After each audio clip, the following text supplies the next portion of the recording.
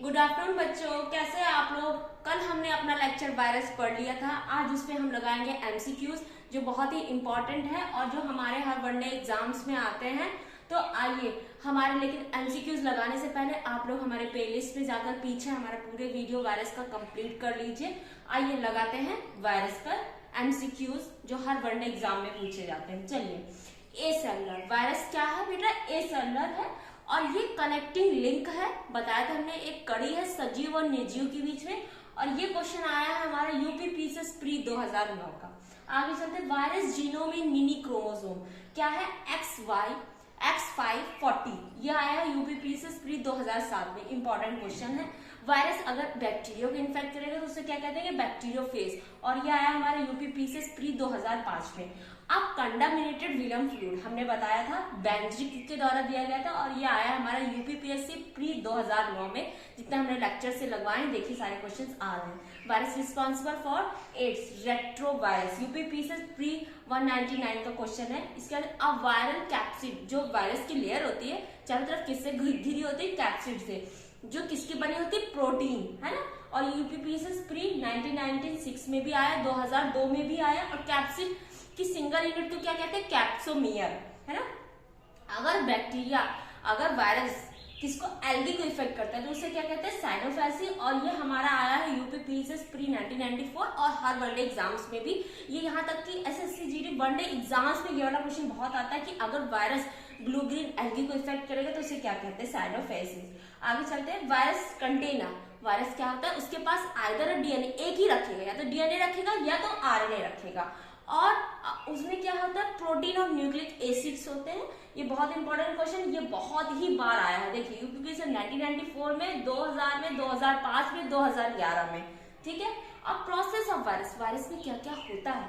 Replication होता है ना। रेप्लिकेशन मतलब वो अपने को बदलता रहता है। देखिए कोरोना वायरस था, उसको आज तक क्यों नहीं हम ढूंढ पाए उसकी दवा? क्योंकि उसका बदलता रहता है, उसका स्ट्रक्चर, अंदर का सारा content, temperature to temperature, country से कंट्री। इसलिए कोरोना वायरस का अभी तक हम लोग इतना इफेक्टिव कोई भी नहीं लेके आ पाए हैं मेडिसिन। ठीक है। दूसरा क्या? म्यूटेशन, मतलब कि उसमें जो जीन होते हैं वो समय के अनुसार या टेम्परेचर के अनुसार बदलते रहते हैं। और दूसरा क्या है? प्रोटीन। ये आया है यूपीएससी डीएसपी 2015 में। आगे चलते, सिंगल स्टैंडर्ड डीएनए। बेटा हमने बात की थी साइफी 174, बहुत इंपॉर्टेंट है। इसके बेस पे किसने? 5386। और ये आया पीजीटी 2002 में, 2005 में। बहुत इंपॉर्टेंट क्वेश्चन है।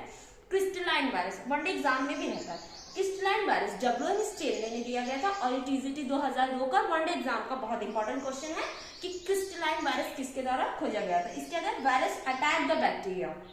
जब वायरस किसी बैक्टीरिया को अटैक करेगा तो उस समय सबसे पहले क्या जाएगा? न्यूक्लिक एसिड, उसका जो अंदर का न्यूक्लिक एसिड होगा, तो आरएनए होगा या तो डीएनए बैक्टीरिया की बॉडी में जाएगा। और ये आया टीजीटी 2013 में और वनडे एग्जाम्स में भी आते रहते क्वेश्चन इसके। प्लांट वायरस, प्लांट वायरस कौन सा है? TMV viruses.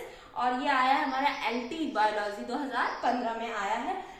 Antiviral substance that prevent the virus. क्या होता है हमारी बॉडी में? बेटा क्या होगा? अगर वायरस आ गया, उसने अटैक करा, तो हमारी बॉडी में ऐसा क्या है जो वायरस से लड़ेगा? Interferons.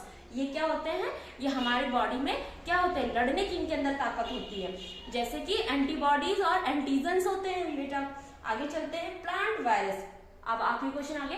Plant virus multiple within the insect vector by the propagative. किसके द्वारा? प्रोपोगेटिव के द्वारा वो मल्टीपल करते रहते हैं। अब लास्ट और एकदम आखिरी कि इससे कौन कौन सी डिसीजेस होती है जो कि इंपॉर्टेंट है। हम लोग ने सिर्फ इंपॉर्टेंट लिखी है, होती तो बहुत सारी डिसीजेस है, लेकिन ये हर वनडे एग्जाम्स से लेके सब में आता है। तो आइए जानते हैं वायरल डिसीजेस को भी, वायरस की जो डिसीजेस होती है उनको भी दो भाग में बांटा गया है, प्लांट्स में और एनिमल सेल्स में। जिसमें प्लांट्स में कौन सी इंपॉर्टेंट है? TMV, tobacco mosaic virus. इसकी खोज ही की थी डब्ल्यूएम स्टेनले ने। Cauliflower mosaic virus. Leaf of curly, papaya की जो कर्ल लीफ हो जाती है किसके द्वारा होती है? वायरस के। इंपॉर्टेंट क्वेश्चन है, आता है।